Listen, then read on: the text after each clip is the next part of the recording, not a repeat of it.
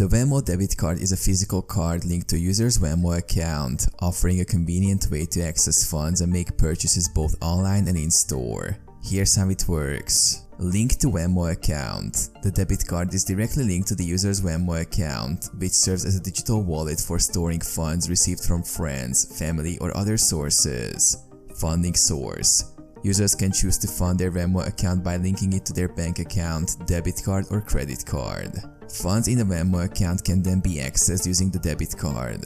Purchases. Users can use the Venmo debit card to make purchases at any merchant that accepts MasterCard, both online and in-store. The card can also be used for contactless payments via NFC technology.